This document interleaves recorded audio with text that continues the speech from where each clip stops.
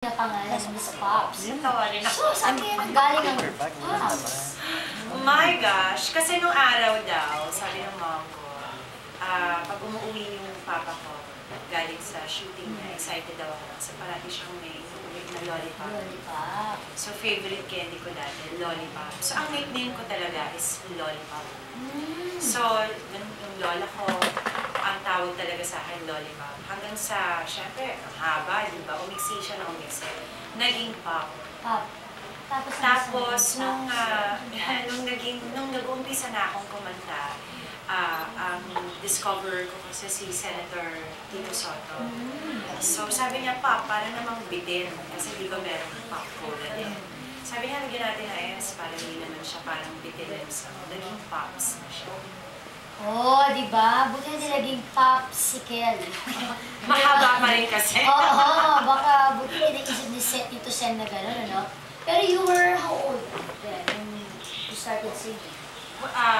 Professionally. Yes, professionally. My gosh, sobrang bata pa lang. 12 na yata. Nung na-discover ka, Mga ganon, 12, 13 yata. Tapos ano yung mga challenges mo so far? Siyempre, maaga ka na-start, di ba? Teens pa lang. Hindi magsisimula ka pa lang. That time, konti lang naman eh, no? Hindi ka tulad ngayon, ang dami. Ngayon kasi mas madami. Pero nung araw kasi, mas mahirap actually. Kumbaga sa ang dami mo talagang dapat natutunan. Ngayon kasi parang it's easier. May mga workshops, the stations provide workshops for you. Plus nowadays, may teleprompter na. So, hindi mo na kailangan mag-memorize. Alam mo yun? Pati mga songs, it's so easy, di ba? Nung araw kasi talaga from scratch, even when Martin and I did yung Penthouse Live, bawal sa amin na maghawak ng cue cards. Tapos, yun na nga, hindi pa uso ang edit board noon, hindi pa rin uso ang teleprompter. So, ang ginagawa sa amin na training ni Tito Fritz Infante dati is, kung ang show is 10 o'clock ng gabi, 7 o'clock dapat nasa studio na kami. Kasi pinapapunta na yung mga guests, kasi kailangan. Parang may rehearsal. Hindi rehearsal, kailangan chinichika na namin yung mga guests. Para nga naman, totoo nga naman, we're more comfortable with them.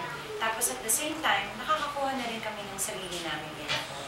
So hindi lang siya about what's your movie now, what's your favorite song, how different is this movie from your last movie. May bonding na rin ako.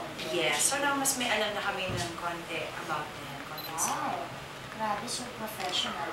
Parang Yes, nowadays, yes. parang hindi na gano'n. Nowadays, parang everything kasi na-research na for you, babasahin mo yung Yes. questions. Parang may pre-interview na. Diba? Yes, yes, yes. Nowadays, so noon talagang very raw, no? Pag-isa lang, doon niyo palang nakikilala ng gusto yung guest, ganyan. Bigyan mo naman kami na idea, Miss Pops, ano, kung bago nangyayari isang major concert, katulad ka ikaw, no, nag-select ka talaga concert queen, do you have special preparation for that? Oh shucks, normally, lalong-lalo na yung mga shows na madami talaga ako mga production numbers. Talaga I really prepare for it. Normally, kasi tamad ako, hindi ako siya nag-workout. But usually before a concert, mga 6 months, 7 months, dati nag-boxing ako, nag-Thai ako almost every day. And it's also for the, kumbaga sa yung resistensya while you're performing, kasi syempre kumakanta ko, tapos sumasayaw ako. So I make sure na, although hihingalin ka pa rin in the process, di ba? Pero I make sure na hindi naman yung over na hindi ko na yung makakayanan. The next song, and basta sobrang prepared lang. Syempre, even yung katawan mo, kailangan mag-lose ka ng konting weight, pati yung mga songs. Normally, yung songs kasi bago kami maka-rehearse. Although na-choose na namin yung songs, nagawa na ng kung anong kind of arreglo, maririnig pa rin namin yun siguro a month before pa rin. So talagang pag ganon, you have to study on your own, sing on your own, and really prepare yourself. So medyo stressful din. Nakaka-stress naman talaga kasi syempre, iba pa yung as a live performer, kasi yun yung audience mo, makikita mo talaga siya. So iba pa yung pinag-pray mo na, oh my God, sana madaming manood. Doon pa lang stress ka na, di ba? Tapos iba rin yung pinag-pray mo na, oh my gosh, dear God, sana wala ako makalimutan na steps. Tapos sana okay yung boses ko, tapos sana okay yung yung performance ko, audience. sana okay yung audience, sana okay yung banda, yung dancers, ang dami. I think one thing, kumbaga sa kaya, gustong-gusto ko yung live performance is once you're there, wala na yung rewind, wala na yung bawian, kumbaga sa nagkamali ka, it's totally up to you to make up for the mistake. Either that or you just make it so obvious that you make a mistake and then you can laugh. You can laugh at yourself. Depende talaga how you, depende also on your audience. So it depends how you handle it. But the best part of live performance is na-appreciate mo kagad kung ano yung reaction nila towards your Instant, performance. ano? Instant. Yes. At naririnig mo, nakikita mo. May mga iba dyan, iyak, syempre, lalo-lalo na for me kasi I think I'm more known for my fast songs, lalo-lalo na pag syempre nakikisayaw na sila, tumatayo na sila, sumasayaw na sila, nakikikanta na sila. Syempre that means a lot. In other words, wow, talaga nag-enjoy sila. Ako, pag napanood niyo po talaga ng live ang concert ni Miss Pops, I was able to watch her concert kay Joed before. Okay. Yes, and talaga namang aabangan mo lahat hindi lang yung mga line of songs niya, pati yung mga kasuotan niya, syempre, di ba talaga namang pinaghandaan, at pati yung mga bonggang production numbers. Pero off-cam, Miss Pops, sa bahay, what's your usual day? Normally, when I'm not doing anything, I really love to stay home. I'm pretty much a homebody. Kasi pag busy naman ako, either I'm not in the country, wala ako sa Pilipinas, so I-enjoy ko talaga yung bahay ko.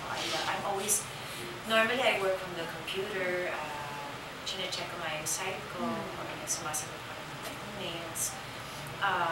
If not that, mahilig akong manood ng mga TV shows na iniipon-ipon ko lahat. So para kung series yon, isahan na lang, isang buong araw pinapanood ko siya para hindi rin mabitin. My kids usually are in the house also. Pag ginaganahan ako or nagre-request yung mga anak ko, we go to the grocery, tapos I cook for them. But I make sure sobrang gutom na gutom sila. Okay. Para makain nila yung food. Tapos may total build-up pa yun yung umaga pa lang, hey guys, guess what? I wanna cook tonight.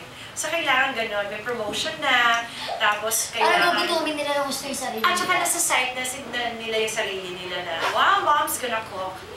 Actually, okay naman ako magluto. May mga several dishes ako na sobrang hit. Huwag mo na lang ibahin kasi may na yung lasa. So anong pinaka-favorite ni Robin at ni Ram? Normally kasi I make pasta, so I have 2 pasta dishes that they really like. Tapos meron akong nakuhang recipe from my friend na salmon naman that they also like. Tapos, syempre they like it, it's very healthy also. Dati I used to bake. Basta anything that I can read na masusundan ko, okay. Kaya cooking medyo, nininervous ako. Kasi pag cooking kasi, di ba, it's up to you and it's up to your taste. Minsan nini-invent na lang siya. Oo, marami nga, nag-experiment lang. Yung pa yung masarap ko, na-experiment. Sometimes, pag nag-invento ako, nakaka-hit naman ako na okay. Kaya lang pag nagustuhan nila, sabihin nila, Mom, can you cook that again? Huh? Let's try something else.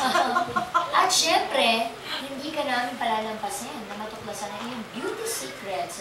I'm sure all the moms out there, talaga interesado sila, wow, ang ganda-ganda pala ni Pops. At syempre, how do you stay fit? And, Oh my gosh. I want to pretend and say na, wow, I work out every day. But you're not? But I don't.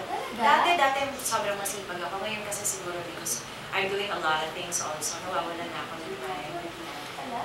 I try to not eat so much.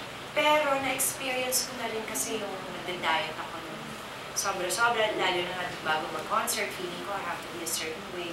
Kaya lang parang na-realize ko na when you're depriving yourself of certain types of food, pag tapos na yung diet ko, mas nadodoble pa yung weight ko. So, parang for me, I just wanna eat minimally.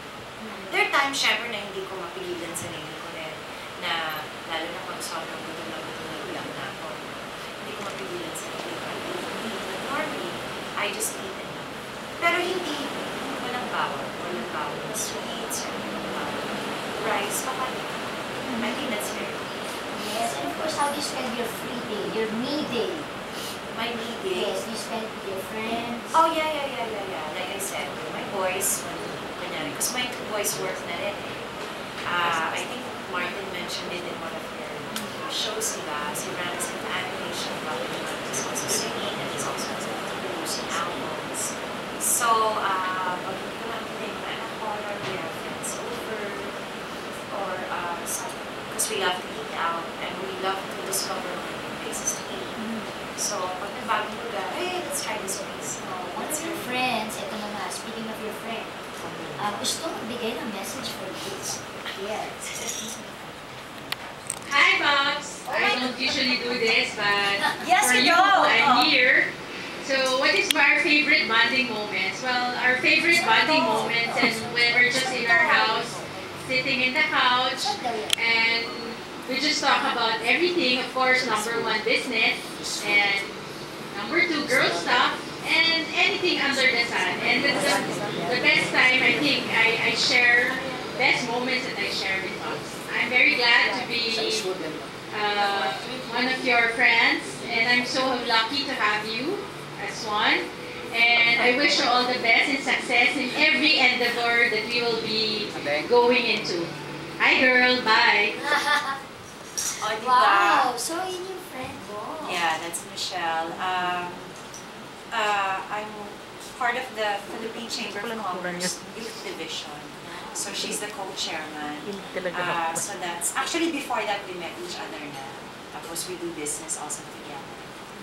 So, in fairness, you're so natural, and you're so relaxed. Thank you, Miss Michelle, for that Yeah, that's message. Michelle Lim. Ayan. Okay, so, more kwentuhan with Mommy, syempre Mommy Pops, at ang kanyang family sa pagbabalik po ng moments. Yay!